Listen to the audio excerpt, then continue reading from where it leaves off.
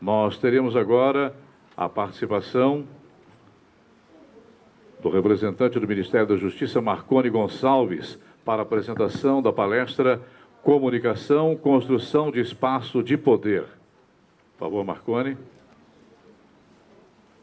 Marcone Gonçalves, profissional de comunicação especializado em assessoria de imprensa e comunicação integrada corporativa.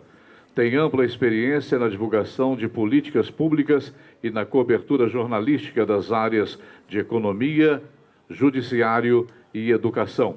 É diretor de comunicação do Ministério da Justiça, mestre pela Universidade de Brasília, foi secretário de comunicação do CNJ, repórter do jornal O Globo, também do Correio Brasiliense e Jornal do Brasil. Professor universitário durante 8 anos. Nós convidamos também, para fazer parte dessa mesa como mediador, o professor Gustavo Nassif, gerente-geral do Instituto AMM de Ensino e Pesquisa, que já está chegando, está aqui fora, inclusive. Mas, Marcone, boa tarde, ótima palestra.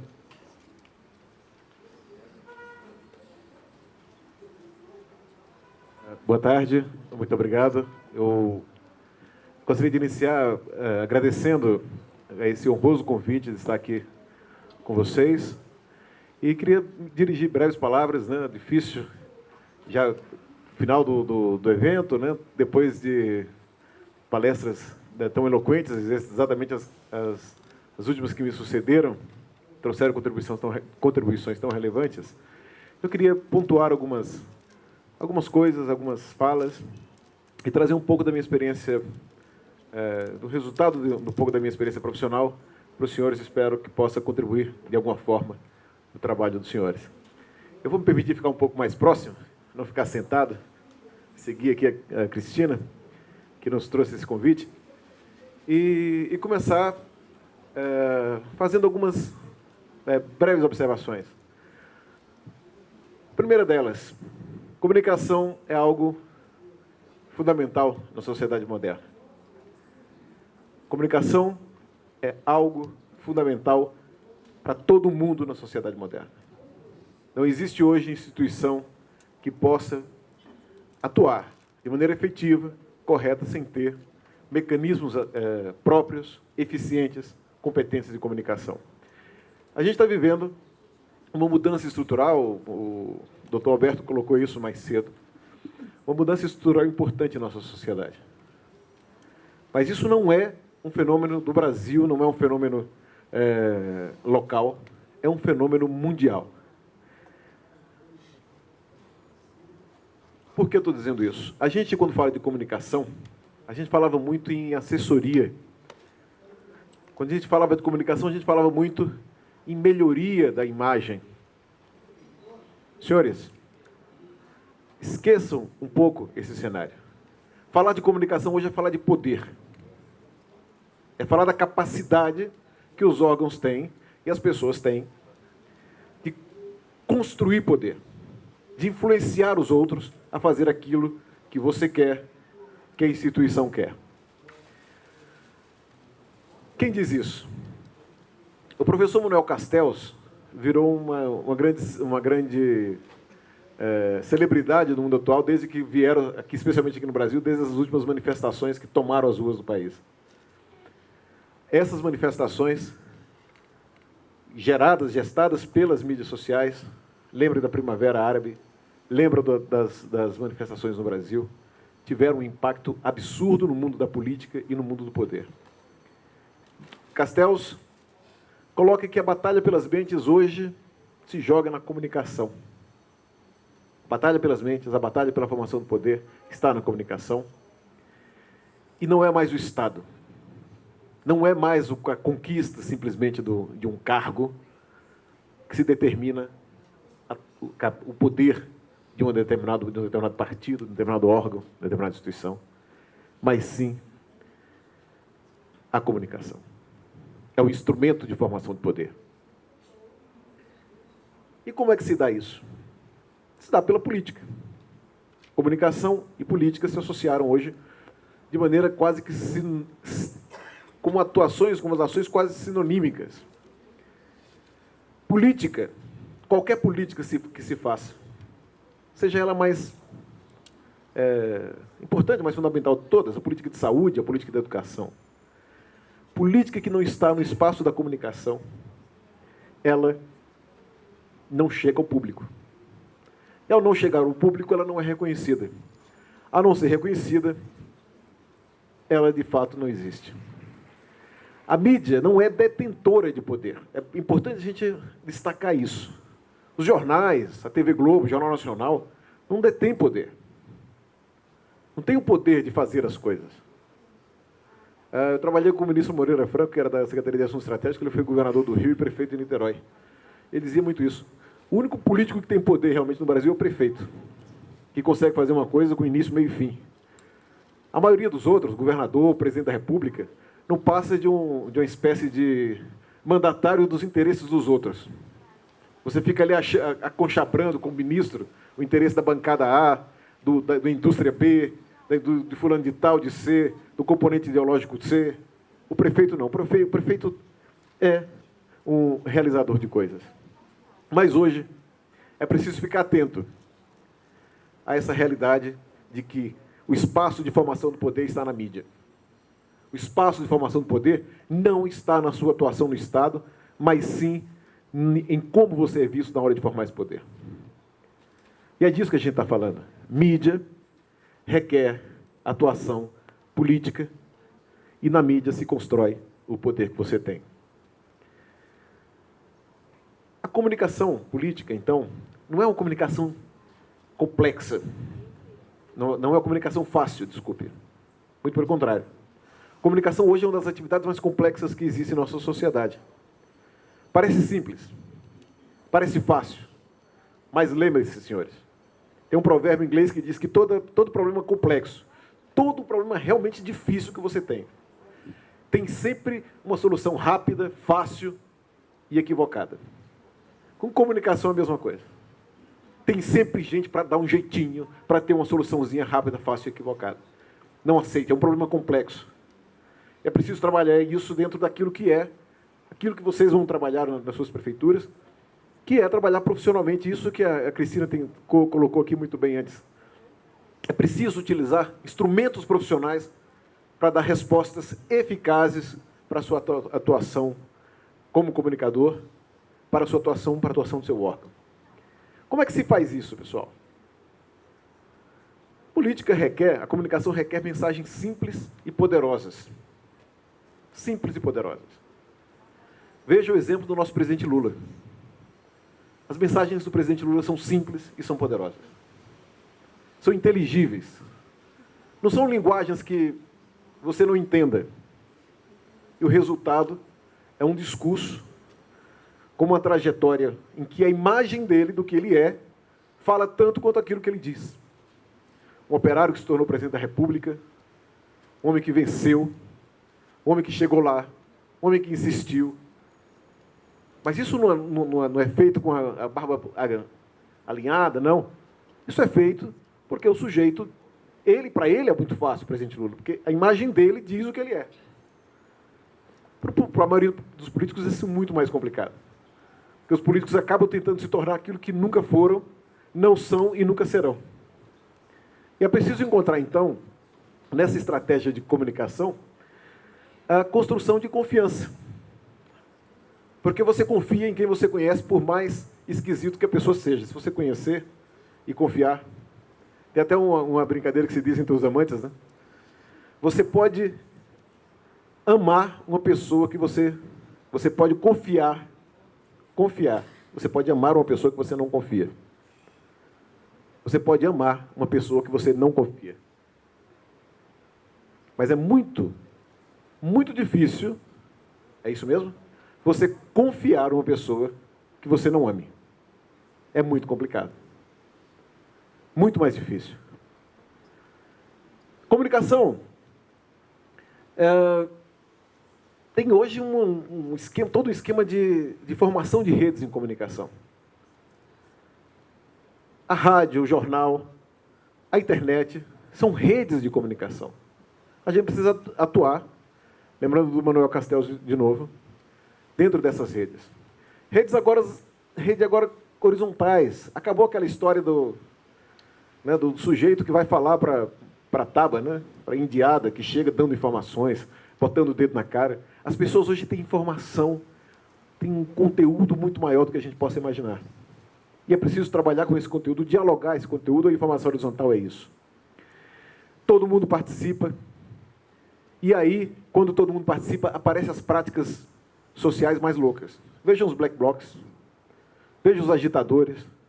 Quem vive no dia a dia de uma campanha política, especialmente nas prefeituras, sabe muito bem disso. Você não está sozinho, você tem que dialogar com todas as correntes, com todo mundo. Só que isso agora se ampliou para o espaço da comunicação. O espaço público, ele é reconstruído fora das instituições. Na rua, na internet. Não é mais só lá no espaço formal da Câmara de Vereadores, da Assembleia Legislativa, do espaço de poder. Não.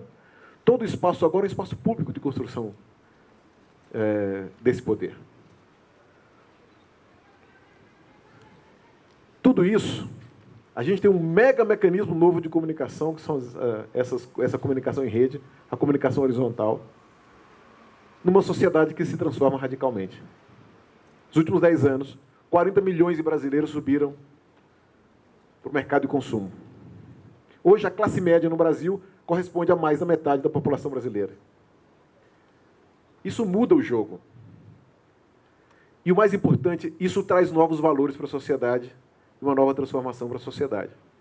Porque a classe média, que começou a consumir, não, ao contrário da classe média tradicional, ela não tem pai advogado, não tem pai jornalista, não tem pai diplomata. Não. São pessoas que estão transformando a nossa estrutura social a partir do esforço próprio.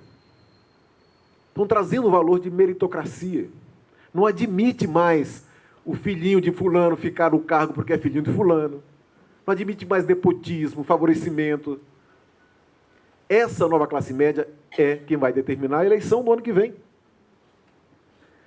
Somente os jovens da nova classe média, os garotos de 16 a 24 anos, a soma deles é maior do que a soma desses eleitores de 16 a 24 anos da nova classe média, é maior do que a soma dos eleitores, de todos os eleitores da classe A e B. Aí eu pergunto para vocês, o governante vai governar para quem tem voto ou vai governar simplesmente para o cara que não tem, que é o cara da classe A? A política mudou. Como é que eu vejo isso? Olha a televisão. Horário nobre, de 6 da tarde a 9 horas da noite, vocês vão assistir uma profusão de comerciais da Ricardo Eletro, das Casas Bahia. Porque é esse público quem tem dinheiro para comprar. É esse público que consome hoje no Brasil mais de R$1 trilhão. Todo ano. Se você separar só a nova classe média brasileira, esse público da classe C, se esse pessoal fosse um país, seria, pasmem os senhores, a 11ª economia do planeta. Só como mercado de consumo. Então a gente precisa mudar o nosso pensamento em termos de comunicação. Pra vocês terem ideia, tudo são dados econômicos, estatísticos e tal, mas o que interessa, de cada 10 acessos da internet no Brasil hoje, 7 são da classe C. Então a internet não é coisa de rico, não. A classe média hoje já responde por mais da metade dos cartões de crédito que estão sendo utilizados nesse país. Por quase 40% do consumo de TV paga. Por 65% dos estudantes de nível superior no Brasil hoje são pessoas da nova classe média, que essa pessoa é a primeira pessoa, geralmente, da família a estar fazendo curso superior. Isso muda a política? Asseguro aos senhores, muda. O Brasil tem hoje mais cursos de direito do que todos os cursos de direito no mundo somados. Temos mais de 2.000 cursos de direito abertos no Brasil. O Brasil tem hoje 2 milhões de pessoas estudando direito. Mais da metade dos leitores da Folha de São Paulo tem formação em direito. Vocês acham que essas pessoas vieram para brincar? Que essas pessoas não estão se empoderando? Que essas pessoas não estão carentes de informação sobre seus direitos e vão cobrar cada vez mais? Eu acho que não. O cenário mudou. O país está transformando e essa transformação pode se ver nos municípios. Né? Minas sempre teve à frente, porque Minas sempre foi um estado que sempre teve muita faculdade. Né? Sempre teve regiões em Minas que foram regiões e cidades inteiras de comunidades estudantis. Mas isso é novo no Brasil. Isso é novo no Brasil.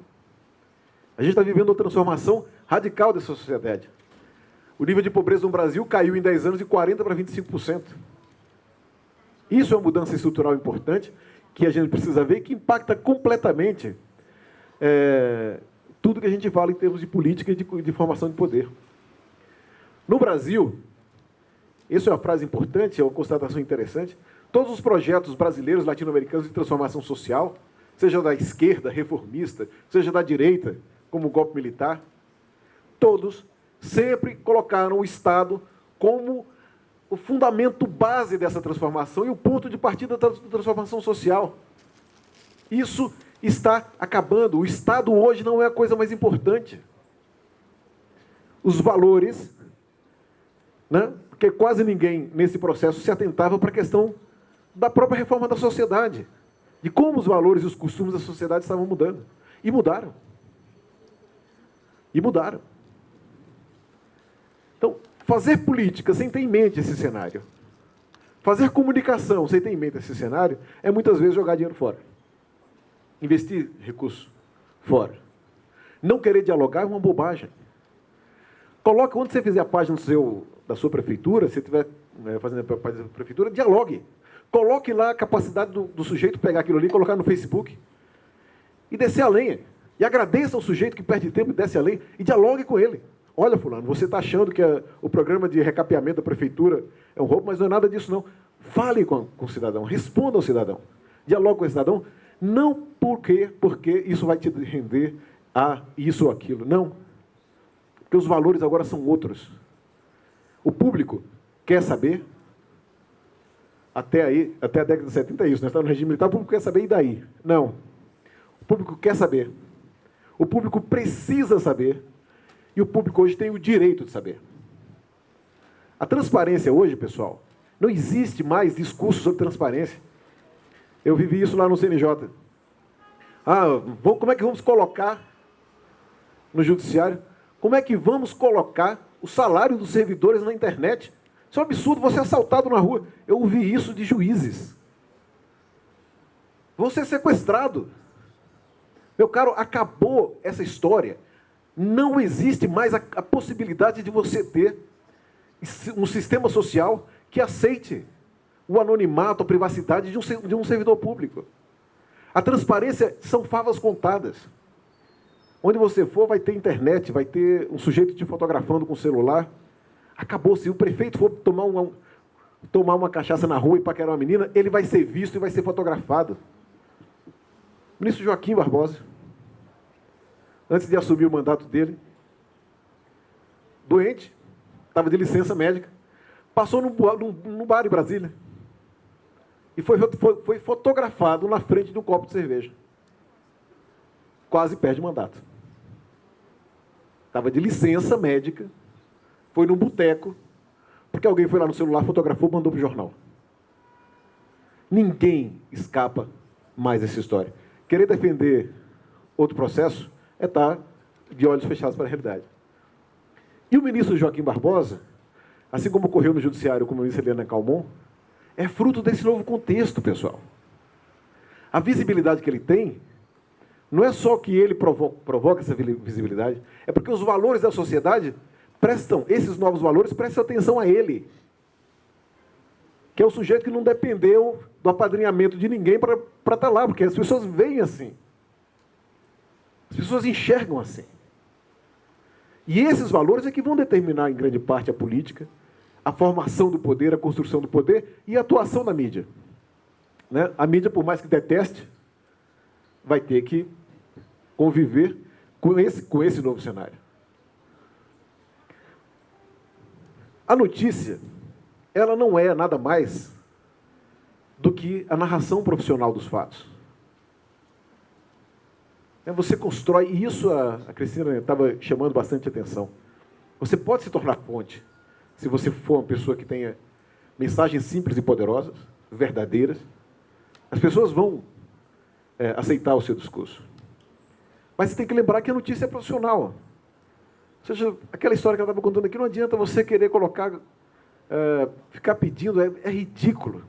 Para colocar na página do jornal que o prefeito fulano de tal recebeu a medalhinha de honra da PM de não sei de onde, do batalhão da PM. Isso é ridículo. As pessoas não têm mais saco para isso. Desculpa a expressão.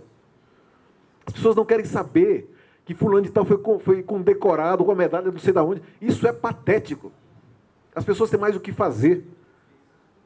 As pessoas têm muito mais o que fazer. Né?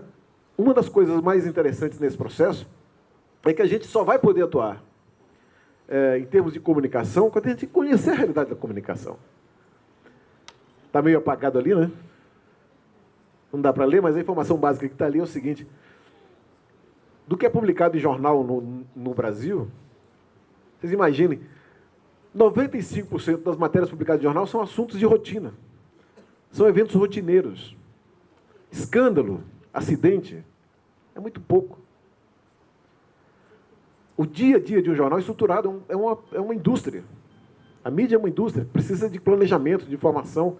A Rede Globo precisa, toda segunda-feira, às 8 horas da manhã, entrar na Maria, às 8h30 da manhã, entrar na Maria Braga, às 10h30 da manhã, entrar o Bem-Estar. Aquilo tudo, o trabalho de comunicação hoje é um trabalho estruturado profissionalmente. Então é preciso que prefeituras atuem estruturadamente, porque senão não existe acesso à mídia nesse processo. Vou passar um pouco mais rápido, para não tomar o tempo de vocês. O que as pessoas querem, e resumir com essa informação, o que as pessoas precisam, as instituições precisam, de um trabalho profissional de comunicação. É de um trabalho que leve em conta o contexto político, o contexto social, e que atue em busca de resultados em comunicação. Uma das diretrizes básicas do trabalho de comunicação é essa. A mídia não divulga o que as pessoas, a sociedade, o país precisam. A mídia divulga o que as pessoas querem saber. E, paz, meu senhor, as pessoas agora querem saber muito mais. Então, vai ter muita matéria, tem cada vez mais matéria, a comunicação, o processo de comunicação todo do país mudou. E se você estiver à frente desse processo e trabalhar adequadamente esse processo, entendendo isso, você vai construir uma coisa chamada poder. A maior capacidade de fazer mais. Uma instituição que é reconhecida, seja uma prefeitura, um sindicato, uma associação, uma instituição que é reconhecida, não preciso dizer para os senhores, é óbvio, ela é mais poderosa, ela tem capacidade de influenciar na pauta social. Ela tem capacidade de influenciar na hora do deputado aprovar qualquer lei. Muda o contexto. Porque o poder hoje não é mais delegado, simplesmente pelo que está aí, porque as pessoas não aceitam mais essa delegação como uma coisa natural. É tanto que tem prefeitos que assumem, passam o mandato, vão embora, 2 anos depois ninguém sabe que o sujeito existiu. Algumas situações são muito claras em relação a isso. Então, quando eu coloco que nós estamos vivendo uma situação de mudança social, de transformação dos mecanismos de comunicação e da própria comunicação, quando coloco que esse processo é estruturado profissionalmente, coloco também que as instituições e as pessoas que lidam com comunicação nas instituições têm um grau enorme de responsabilidade. Por que responsabilidade? Porque nós vamos lidar de agora em diante, muito mais que com comunicação, com assessoria de imprensa, a gente vai estar lidando com gestão de imagem, com reputação. A revista The Economist fez, há 3 anos, uma pesquisa global com as 500 maiores empresas globais, as 500 maiores empresas do mundo, e perguntou para essas empresas, qual é o maior risco de negócio para essas grandes empresas?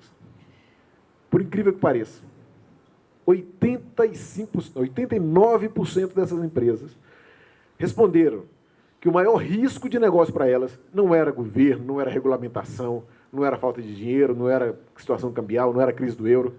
89% responderam que o maior problema que elas poderiam ter, o maior risco do negócio delas, era a imagem, era a reputação delas. Porque você vive hoje, se você sem reputação, você vai para o lixo. Poderia citar vários exemplos. Vou dar um. A Infraero, uma empresa estatal, num governo de esquerda,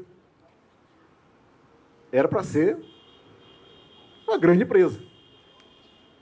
A Infraero é uma das poucas empresas que tá vendo sua existência ir por água abaixo num cenário que lhe seria favorável. Os aeroportos estão todos sendo privatizados. Por quê? Uma empresa que não entendeu o que estava acontecendo. A gente brincava 4 anos atrás, o pessoal falava, pô, imagina na Copa, né? O Brasil vai receber 3 milhões de pessoas. Como é que os aeroportos vão receber 3 milhões de pessoas? 3 milhões de pessoas na Copa era previsão. Senhores, em 10 anos, 8 milhões de brasileiros passaram a usar avião. O resultado é que você pega fila para usar banheiro no aeroporto, você pega fila para comer lanchinho no aeroporto. Ou seja, o aeroporto virou uma grande rodoviária de segunda categoria. Né? E se atrasaram, não perceberam essa transformação social que estava ocorrendo. O resultado, fim da Infraero. A empresa vai acabar. E muitas empresas que não entenderem esse processo vão acabar. Porque nessa nova economia, que o Dr. Alberto tinha colocado isso aqui antes, não existe mais a permanência de absolutamente nada. Porque a sociedade, se quiser mudar hoje, muda qualquer coisa, qualquer figura e qualquer pessoa. Não existe mais nada inatacável, no final das contas. O que nós temos hoje é uma transformação social importante, e essa transformação social e essa permanência das instituições depende muito e quase exclusivamente da reputação que essas empresas, pessoas e instituições têm. Lidar com isso, lidar com reputação, envolve mais do que simplesmente fazer divulgação, do que atender a mídia. Envolve a construção da imagem, a construção da verdade dessa imagem. Eu trabalho no Ministério da Justiça hoje, sou diretor de comunicação lá do ministro José Eduardo Cardoso, e é interessante nesse processo de diálogo dentro do governo federal. Claro que a realidade é um pouco distante, mas a gente teve na gestão do presidente Lula uma prova cabal de tentativas e falhas em comunicação. Nós temos no Brasil hoje excelentes comunicadores, mas a gente percebe, a sociedade não se engana mais. Eu gostaria de convidá-los, como curiosos de comunicação, vejam, eu li há um pouco tempo já, uma entrevista aqui ao Silvio Santos. Silvio Santos, eu acho que é o maior dos brasileiros, né? O sujeito que é capaz de dizer os maiores absurdos e ele é perdoado por tudo. Né? A gente até brinca, né? Que em comunicação, o Silvio Santos comete todos os erros de comunicação. Ele fala do jeito que ninguém recomenda falar e ele é o maior comunicador desse país. O Silvio Santos é o único, naquele programa Topa Tudo por Dinheiro, é o único no Brasil que tem salvo-conduto para rir de pobre. Né? A pessoa está lá se lascando e ele está se desmanchando dentro do programa dele.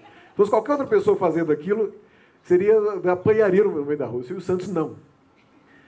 E o Silvio Santos deu uma entrevista ele falando que ele copiou, tirou a cópia lá de vários sermões, pasmem, de ninguém menos que o Edir Macedo, da Igreja Universal do Reino de Deus. A capacidade de comunicação do Edir Macedo é impressionante. Aí vocês me perguntam assim, mas pô, o sujeito, né, às vezes quem está ali numa classe social mais alta tem uma certa, que não gosta de evangélico, coisa parecida e tal, que tem preconceito. Não tem esse preconceito. Porque a capacidade de comunicar vem de uma verdade que consegue ser comunicada. O sujeito consegue falar. Consegue dizer o que tem para dizer. Né? E você olha em torno ao processo. um sujeito que confronta com uma das maiores estruturas de TV do país, que é a Rede Globo. Eu estou dando exemplo de que aquilo que está ali reflete uma verdade que está ali. Você pode não gostar dessa verdade, mas é eficiente em termos de comunicação. Você pode não gostar do Silvio Santos, ele é eficiente em termos de comunicação. Luciano Huck é eficiente em termos de comunicação, com todo o resultado que ele dá. Agora, não se enganem, pessoal. Aquilo ali, por trás da atuação dessas pessoas, dessas figuras, como de tantas outras, tem um trabalho profissional por trás muito sério. Existe um planejamento por trás muito sério. Um planejamento de imagem, um planejamento de reputação. Né? Que o diga o Ronaldo Fenômeno, né? Que todo mundo gosta, todo mundo adora o Ronaldo Fenômeno, é uma figura sensacional e tal, e mesmo quando foi pego com 2 travestis no motel, continuou sendo o Ronaldo Fenômeno. Tem gente que tem capacidade para isso. Mas nada disso é feito ao acaso, individualmente, com a resposta individual. Não, tem um trabalho por trás. Não nos enganemos. Dá dinheiro, dá resultado, né? Dá sim. Se você faz comunicação com verdade, tendo uma causa por trás, e planejar essa comunicação, vai dar resultado. Se você atua para um prefeito em quem você acredita, e o sujeito bacana, que tem uma causa por trás, que tem uma defesa de valores por trás, essa comunicação vai dar resultado. Né? Vai existir a comunicação profissional para os picaretas, né? Para os safados, para os bandidos, para os ladrões, tudo mais. Vai existir. Mas vai dar resultado? Vai gastar muito mais para dar resultado, inclusive. Vai ter que roubar muito mais para continuar dando resultado. Mas vai dar resultado. Mas há uma diferença. Há a diferença da verdade, há a diferença da possibilidade de intervenção que está dada por esse novo processo. E quanto mais verdadeira a comunicação, mais barata e eficiente, obviamente, ela é.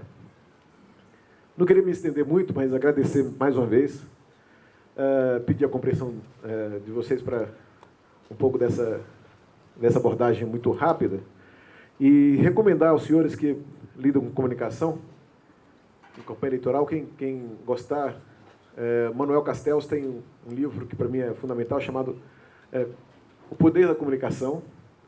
Infelizmente o livro está em edição em espanhol e em inglês.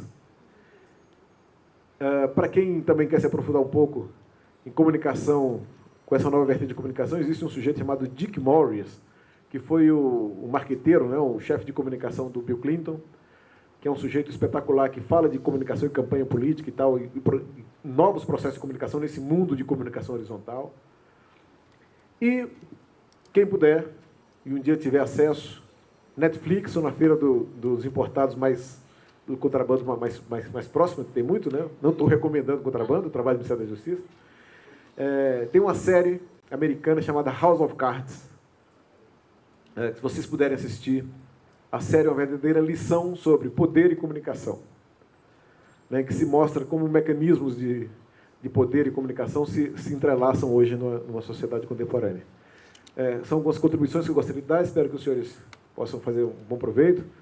Vale a pena conhecer o Manuel Castells, com certeza, o Dick Morris, mas mais importante, assim, vale a pena se engajar nesse esforço da Associação dos Municípios Mineiros e em fazer uma comunicação mais profissional, mais verdadeira, mais correta possível. Mais uma vez, obrigado a todos vocês. Muito obrigado ao jornalista Marconi Gonçalves. Convidamos agora o professor Gustavo Nassif, gerente-geral do Instituto AMM de Ensino e Pesquisa, para mediar esse debate. Quem tiver alguma dúvida, alguma pergunta, fique à vontade, levante a mão, levaremos o microfone. Boa tarde. Mais uma vez com vocês aqui, e ouvindo aqui a fala do Marconi, né, e a gente vê que ele tem muita experiência, muito envolvimento com essa área de comunicação, né, até mesmo pelos seus anos aí que vi no seu currículo de militância nessa área, professor, e compreende bem, vamos dizer assim, aquilo que está falando. Eu queria aqui, como mediador também, por se tratar de uma mesa praticamente aqui que encerra né, os nossos trabalhos, de chamar a atenção, né, e de uma certa forma está inscrita na fala do Marconi algumas questões que vêm sendo desenvolvidas e tematizadas aqui neste evento, né? Sobretudo, a ideia do planejamento. Ficou muito claro aqui que, desde das falas iniciais, da fala do governador, né, da fala do presidente e de tantos outros que o sucederam, de que é necessário ter planejamento. Muito difícil a gente ter sucesso, né, na gestão pública sem que haja planejamento. Aí nós estamos falando de todas as ações, inclusive as de comunicação, né? Outra coisa que está muito claro para todos nós é que todos os debates, ou tudo aquilo que está sendo trazido à discussão é justamente a ideia de abertura, a ideia da participação, a ideia do diálogo. É muito difícil de construir uma sociedade tão complexa, tão plural, né, multicultural, sem que não haja abertura para o diálogo na construção das políticas, na construção do próprio planejamento, na própria estruturação da comunicação. Também algo que foi tematizado de forma muito, vamos dizer assim, negritada aqui nesse evento, é a questão da transparência. Então, veja bem, quando a gente trabalha planejamento, quando a gente trabalha diálogo, quando a gente trabalha participação, estruturação da comunicação, é justamente em cima da ideia de conferir transparência aos atos da administração pública. Por quê? Porque o fim último é a busca de uma ação zelosa com a coisa pública. É o resgate, ou pelo menos a implantação, de uma forma mais contundente, da probidade na condução da coisa pública. Nós estamos falando, sobretudo, de honestidade, algo que nasce, muitas vezes, na formação do próprio ser, né? Que a gente vai tematizando ao longo da nossa vida, aprendendo desde criança. E, sobretudo, com isso, a busca de resultados. Porque de nada vale nós discutirmos, debatemos, se não implementarmos as políticas. Então, a comunicação funciona muito bem nesse aspecto, e ela bem estruturada, bem entendida, principalmente em um momento onde, muitas vezes, nós temos muitas mensagens subliminares, nós temos uma forte ação, às vezes, do marketing, que encobre, às vezes, os reais jogos de poder, né? Muitas vezes a gente vê que as ações dizendo o que vai fazer, né? E nem sempre concluindo, e a sociedade espera das ações do poder público que faça, para depois conversarmos a respeito e verificarmos, né, se ainda precisa de melhorar. É o inverso, porque o governo ainda sempre tem que melhorar, mesmo depois de ter executado as suas políticas. Então, quando institucionalizamos, por exemplo, a ideia de um basta, ela tem uma ressonância em todas essas áreas. Se você tem um federalismo dissonante ou que não possibilita o município cumprir com as suas atribuições constitucionais, porque essa estrutura, né, de Estado precisa de ser repensada e reformulada.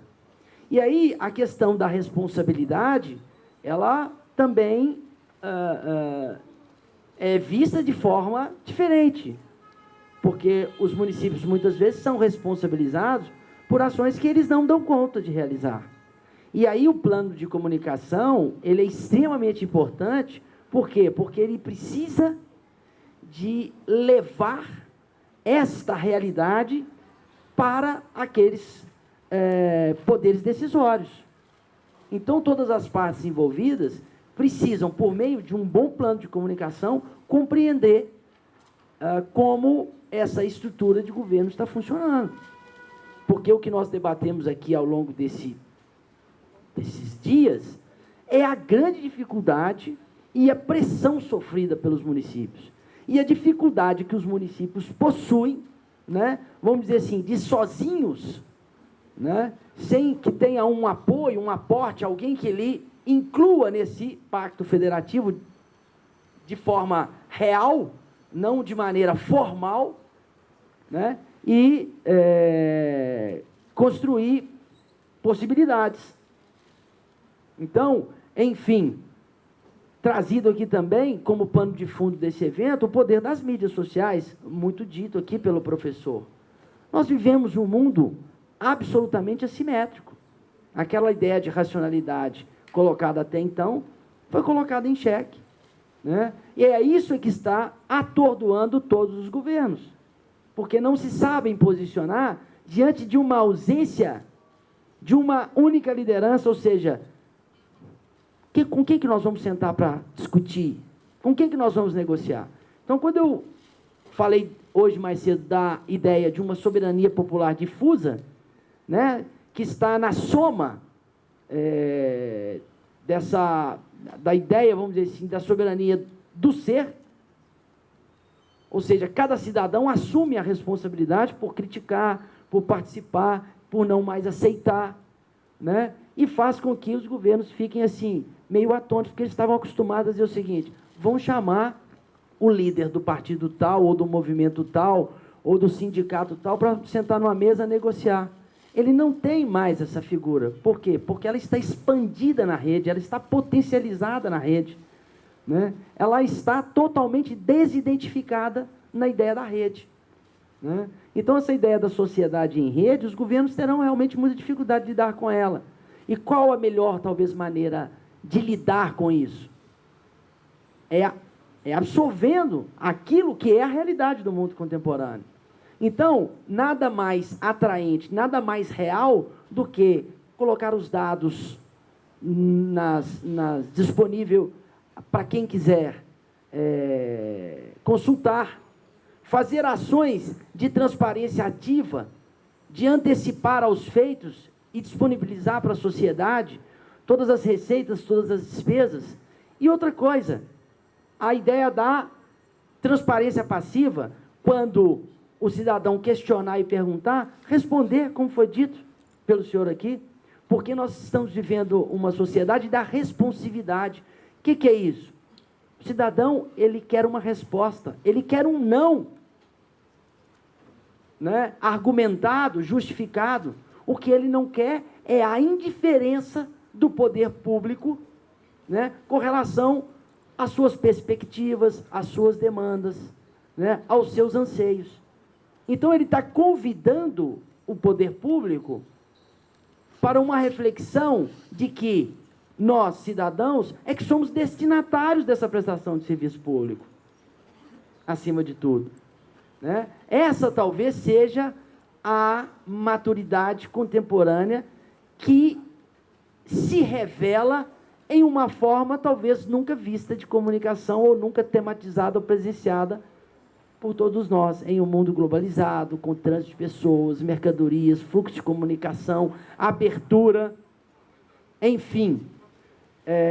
A vocês que resistem, né, bravamente aqui ao final desse congresso, que querem levar para as suas cidades, tenho certeza que estão refletindo aqui de que aqui foi uma forma global, ampla, para uma aplicação local, específica e singular. É o que vocês estão buscando aqui, né? E aquilo que nós nos propusemos a fazer: reunir pessoas, reunir experiências, reunir conhecimento, trazer a título de capacitação, de informações técnicas, para que isso possa, num pós-evento, ter levantado e criado dúvidas em vocês, para que vocês possam buscar não só o governo federal, os órgãos de controle federal, o governo estadual e também a Associação Mineira de Municípios, para que esses novos questionamentos gerarão conhecimentos, assim como novas dúvidas, e perenemente a gente vai construindo a identidade do município, a identidade de uma administração pública zelosa com seus afazeres no dia a dia, proba, honesta e preocupada com o seu destinatário, com o cidadão, em um fluxo, né, dialógico e constante. Então, essa mensagem aqui, e me desculpe ter roubado o tema não como palestrante, como mediador, é para dizer que, reunindo todos esses conceitos trabalhados durante esse período no Congresso, nós podemos ter um norte, pelo menos sabendo aquilo que não mais devemos fazer, para buscar nos incluirmos nessa nova forma de vida tematizada no século XXI, tão complexa, tão difícil de ser compreendida. Né? Então, os meus comentários aqui é dizer que está na comunicação, tá certo? O grande, realmente, poder, a grande pedra, né? Vamos dizer assim, filosofal, para onde ir e como caminhar. É aqui que nós vamos beber desse cálice, no diálogo, na participação e na abertura para o novo, e não ter o novo como algo, ou como um fardo muito pesado. É o novo que nos possibilita ser diferente daquilo que somos. E isso está imbricado na comunicação, necessariamente. Né? Por isso é que eu agradeço, né, a presença do professor, por trazer a sua experiência, o seu conhecimento, tão atualizado como autores como Castells, que tem trabalhado a questão da revolução e das mídias sociais, né? É muito bem aparelhado, teoricamente, a sua palestra, e espero, com isso, o Congresso ter trazido mais uma pessoa para contribuir. Gostaria aqui também de saber se alguns de vocês pretendem fazer algum questionamento, alguma pergunta. Com certeza, eu sei que o professor Marconi está disposto para responder. Ok? Muito obrigado pela presença, obrigado pela palestra.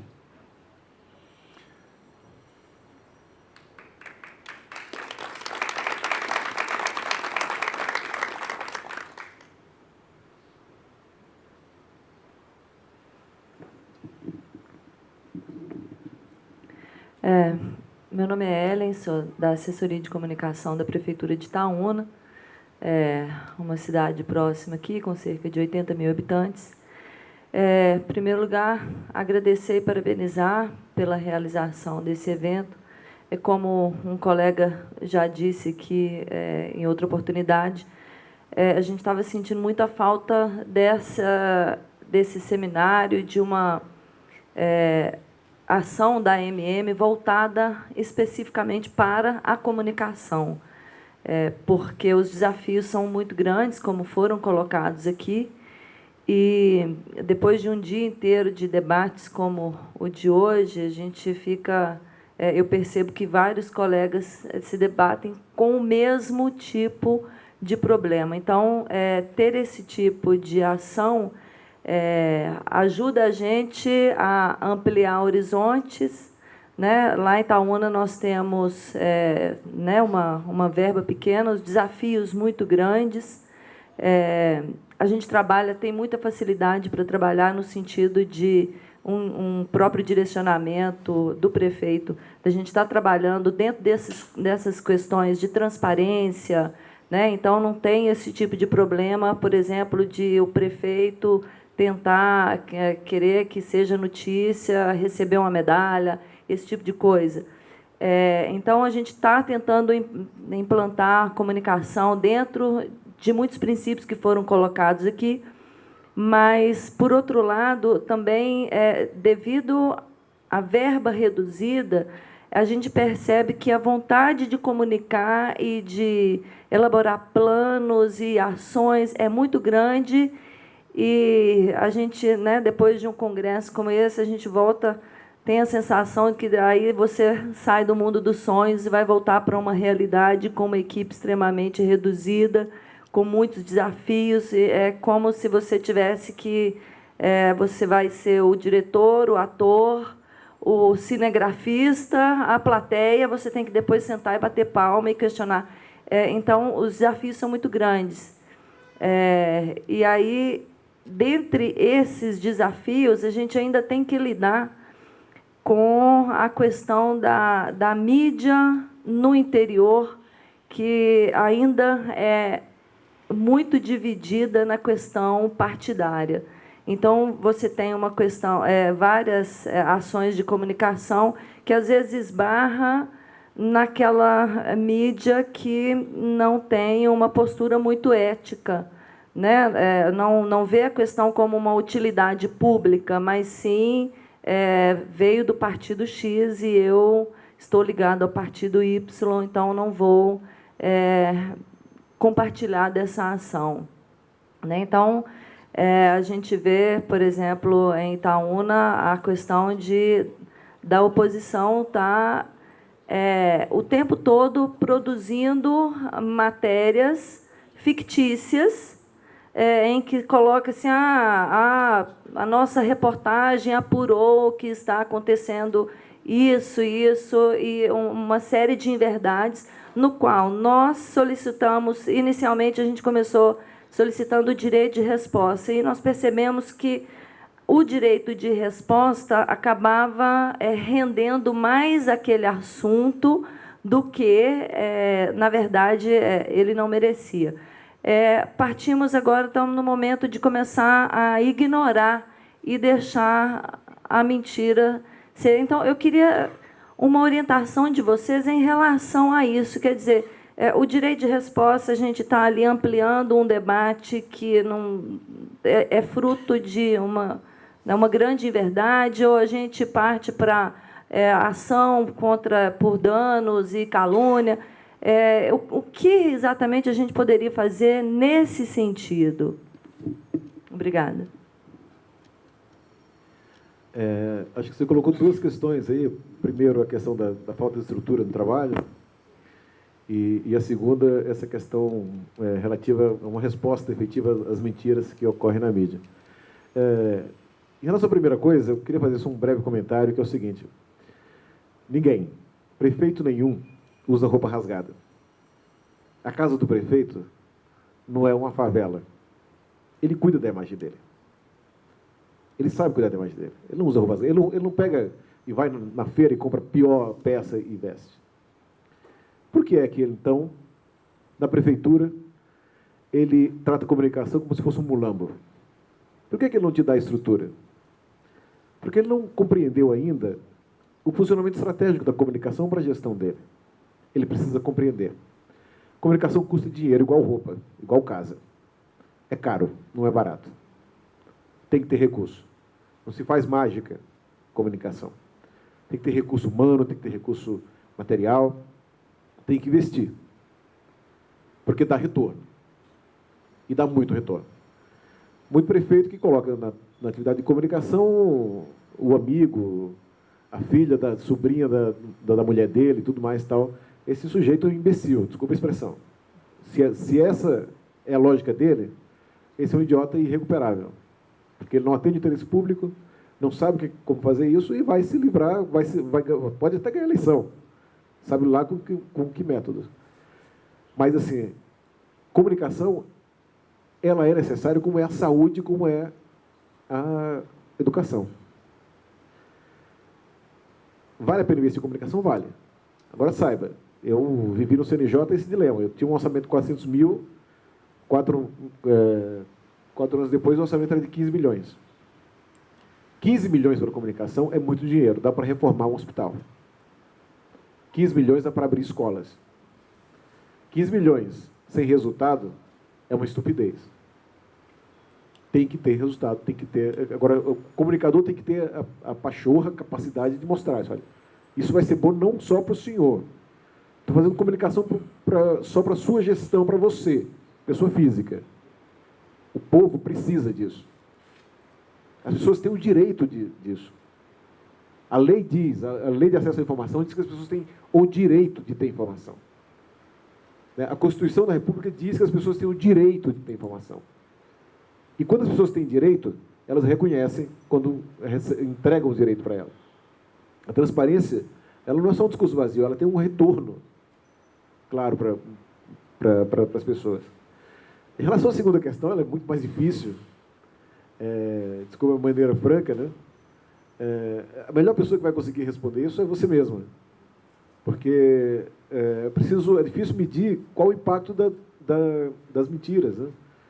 E não tem solução fácil para isso. Por isso que é bacana a situação do município, né? Você está com o cidadão ali na sua frente, né? Em Brasília, você precisa encomendar uma pesquisa qualitativa para saber se o que o Aécio Neves está fazendo na campanha eleitoral, no horário eleitoral, está afetando ou não o governo.